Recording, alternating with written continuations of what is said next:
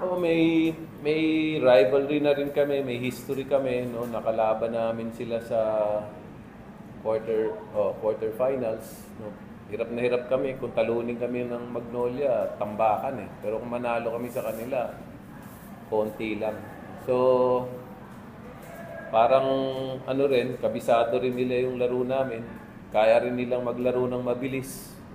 No, meron silang mga veterano na dependable. So mabigat na laban yung Magnolia. Tapos yung import nila, tingin ko slow starter lang yung si ano no, si Ratcliffe. Ah, hindi siya yung heavy scorer, pero maasahan mo na malaking impact niya sa laro kahit hindi siya masyado may score. Ang maganda naman, kabisado rin siya ni ano, ni Dion.